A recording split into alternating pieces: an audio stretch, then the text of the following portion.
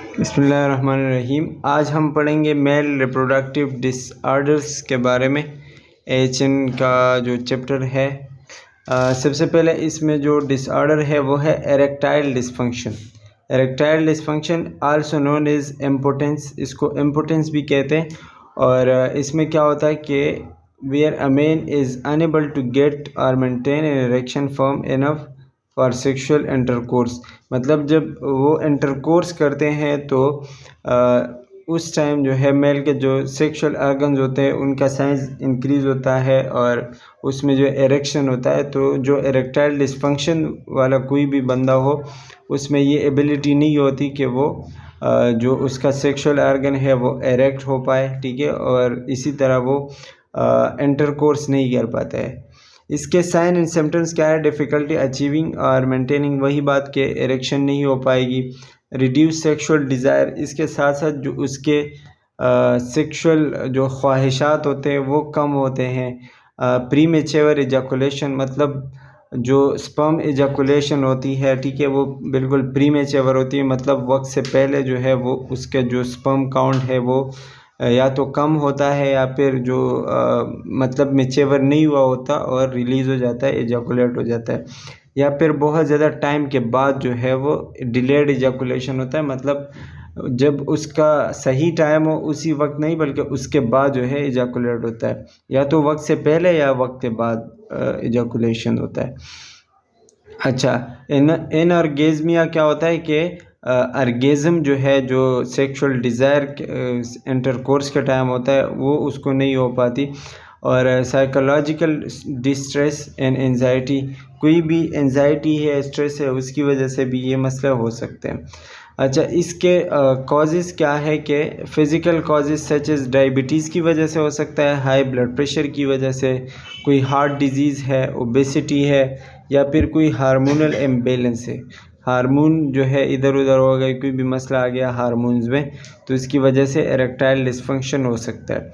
इसके अलावा जो हमने पहले पढ़ा, स्ट्रेस की वजह से, एंजाइटी, डिप्रेशन, या फिर रिलेशनशिप प्रॉब्लम्स मतलब ये कि जो हस्बैंड वाइफ होते हैं उनके दरमियान जो है झगड़े वगैरह चल रहे होते हैं, या घर में कोई मसले हो, ठीक है, तो उसकी वजह से भी बहुत सारे मसले पैदा हो सकते हैं।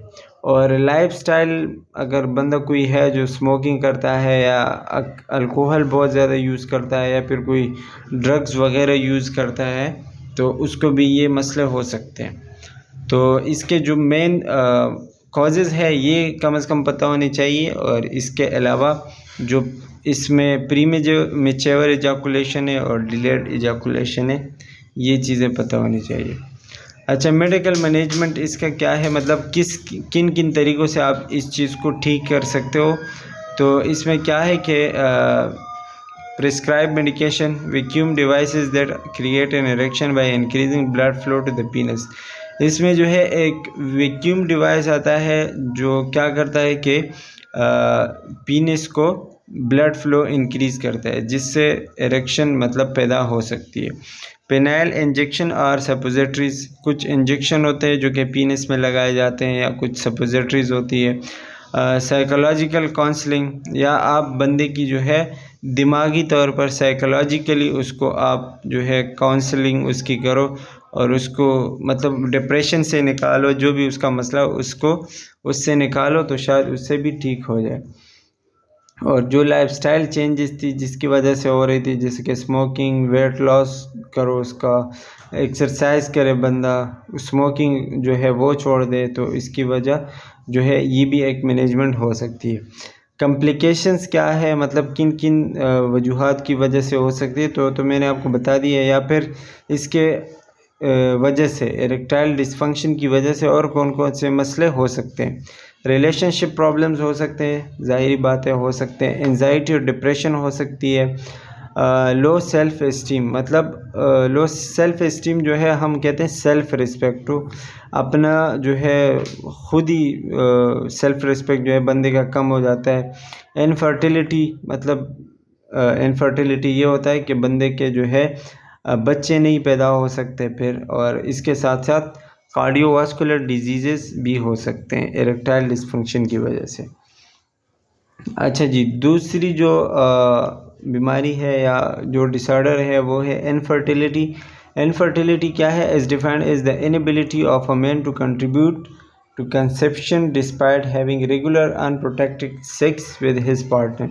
मतलब कोई भी बंदा जो कि अनप्रोटेक्टेड सेक्स करता है, मतलब कोई ऐसा सेक्स नहीं करता जो कि बच्चों के लिए नहीं चाहता कि उसके बच्चे हो, ठीक है, और फिर भी उसके जो है बच्चे नहीं हो पाते, इसको हम क्या कहते हैं? इनफर्टिलिटी कहते हैं। मतलब एक बंदा जो है वो इस काबिल नहीं है कि बच्चे पैदा कर सके, इसको हम इनफर्टाइल मेल कहते हैं, ठीक है। ये किसी भी वजह से हो सकता है, लो स्पर्म काउंट की वजह से हो सकता है, या फिर एबनॉर्मल स्पर्म फंक्शन की वजह से हो सकता है। उसका जो स्पर्म काउंट है वो लो है, या फिर उसका जो फंक्शन है, स्पर्म जो फंक्शन है वो एबनॉर्मल है।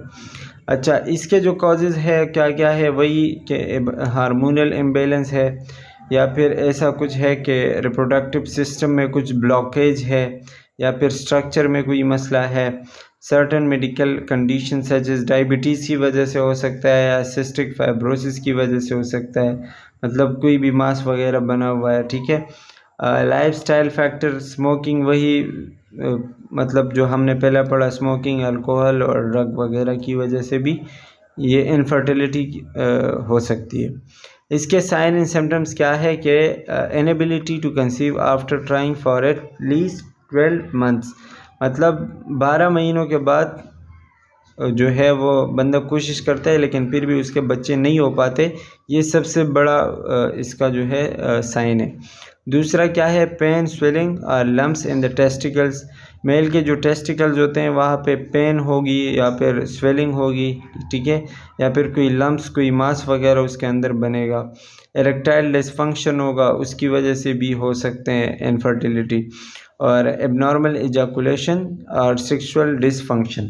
एबनॉर्मल इजाकुलेशन तो मैंने पहले ही बता दिया कि या तो वक्त से पहले जो है इजाकुलेट होती है स्पर्म, या फिर वक्त के बाद जो है डिलेड इजाकुलेशन जिसको हम कहते हैं, या फिर सेक्सुअल डिसफंक्शन के मतलब वो कर ही नहीं पाता, इंटरकोर्स नहीं कर पाता, तो ये इनफर्टिलिटी की तरफ चला जाता है।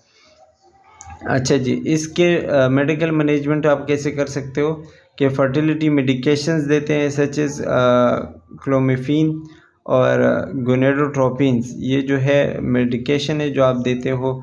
Assisted reproductive technology such as in vitro fertilisation. In vitro fertilisation जो है ये एक टेक्नोलॉजी है, मतलब जिसमें स्पर्म वगैरह चेक करते हैं, या फिर इंट्रासाइटोप्लाज्मिक स्पर्म इंजेक्शन, जो इंजेक्शन वगैरह होते हैं, ये सारे जो है मेडिकेशंस के नाम है, तो आप मतलब पता होने चाहिए कौन कौन से मेडिकेशन है। इसके अलावा surgery to correct structural problem. अगर कोई सेक्सुअल ऑर्गन में मतलब स्ट्रक्चरल प्रॉब्लम है, उसके जो है जो कंपोजिशन है उसमें कोई मसला है, तो उसकी सर्जरी की जा सकती है। और इसके साथ साथ लाइफस्टाइल आप चेंज करोगे, जैसे कि वेट लॉस करोगे, एक्सरसाइज करोगे, और स्मोकिंग अगर करता है बंदा तो वो छोड़ दे, क्विट करे। जो इसके साइन सिम्टम्स है वो तकरीबन, या फिर जो मैनेजमेंट्स है वो तकरीबन सेम है सबके। कॉम्प्लिकेशंस क्या है? मतलब इसकी इनफर्टिलिटी की वजह से और कौन कौन से मसले हो सकते हैं, तो इसमें इमोशनली बंदा जो है वो स्ट्रेस में चला जाता है, एंजाइटी होती है, रिलेशनशिप प्रॉब्लम्स हो सकते हैं, financial burden due to the cost of fertility treatments. मतलब फर्टिलिटी के लिए आप जो ट्रीटमेंट्स करवाते हो, जो डॉक्टर के पास जाते हो, तो ज़ाहिरी बात है बहुत ज़्यादा ख़र्चा होता है, पैसे लगते हैं, ठीक है। तो फाइनेंशियली भी बंदा जो है वो वीक हो जाता है, बर्डन उसके ऊपर पड़ जाता है।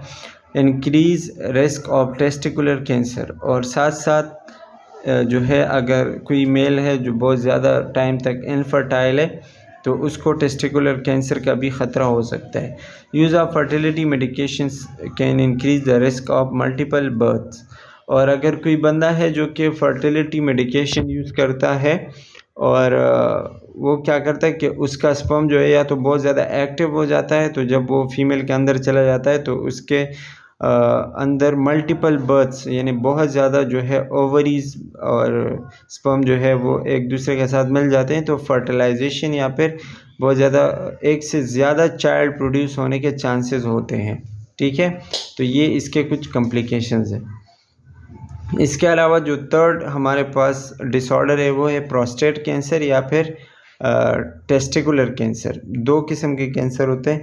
Prostate cancer is a type of cancer that began in the prostate gland. Prostate gland जो है वो यूरेथ्रा के बिल्कुल नेक पे पाया जाता है। तो जब प्रोस्टेट ग्लैंड का कैंसर होता है उसको हम प्रोस्टेट कैंसर कहते हैं। Which is a small walnut shape gland in the main, जो मतलब वॉलनट शेप की तरह होता है। वॉलनट जो अखरोट होता है उसकी तरह एक मतलब क्या है कि ग्लैंड है, ठीक है, हमारे यूरिनरी सिस्टम में पाया जाता है, जो सेमिनल फ्लूइड प्रोड्यूस करता है। अगर उसका कैंसर होता है तो उसकी वजह से भी मतलब रिप्रोडक्टिव डिसऑर्डर हो सकते हैं। अच्छा, दूसरा टेस्टिकुलर कैंसर है, is a type of cancer that begin in the testicle which are the male reproductive gland. Testicle में अगर कैंसर हो जाए तो जाहिर बात है टेस्टिस में स्पर्म प्रोड्यूस होता है। तो जब कैंसर हो जाए तो फिर स्पर्म प्रोड्यूस नहीं होगा और उसकी वजह से मसले हो सकते हैं, मतलब रिप्रोडक्टिव डिसऑर्डर हो सकते हैं। इसके कॉजेज़ क्या है? The exact cause of prostate cancer is unknown, मतलब अभी तक इसका कुछ पता नहीं चला प्रोस्टेट कैंसर का। But certain risk factors such is age, मतलब एज के साथ साथ भी हो सकता है, फैमिली हिस्ट्री है तो उसकी वजह से भी, और race can increase the risk of developing the disease. कुछ ऐसी चीज़ें होती हैं जो फैमिली एज या फिर मतलब ज़्यादातर ये डाइट भी इसमें बहुत ज़्यादा अहम रोल प्ले करता है, ठीक है। तो इसकी वजह से ये डिजीज़ेस हो सकते हैं। इसके साइन एंड सिम्टम्स क्या है कि फ्रीक्वेंट यूरिनेशन, आपको बार बार जल्दी आपको यूरिन आएगी, ठीक है, और specially at night. Weak and interrupted urine flow, आपको जो है यूरिन बहुत ज़्यादा कम आएगी लेकिन बार बार आएगी, ठीक है। या फिर ऐसा होगा कि इंटरप्टेड होगा, कभी ज़्यादा कभी कम, ठीक है। और इसके यूरिन के दौरान आपको पेन होगा, बर्निंग होगी, ठीक है। और इसके साथ साथ यूरिन में आपका ब्लड भी आ सकता है। इसके अलावा इसका जो मेन फंक्शन है, साइन सिम्टम है सॉरी, उस वो है इरेक्टाइल डिसफंक्शन, जो हमने पहले ही पढ़ा। और इसके साथ साथ आपको जो है pain in back, हिप्स and pelvis. जो पेल्विक एरिया है, जो हिप्स होते हैं और जो हमारा बैक होता है, वहाँ पे आपको पेन होगा। ये प्रोस्टेट ग्लैंड अगर कैंसर हो जाए या फिर टेस्टिकुलर कैंसर हो जाए तो उसकी वजह से आपको इन जगहों पे पेन हो सकता है। इसके मेडिकल मैनेजमेंट क्या है कि acute surveillance surgery to remove prostate gland, मतलब आप सर्जरी कर सकते हो, रेडिएशन थेरेपी कर सकते हो, हार्मोन्स जो है वो थेरेपी कर सकते हो, कीमोथेरेपी जिसमें मेडिसिन वगैरह देते हो।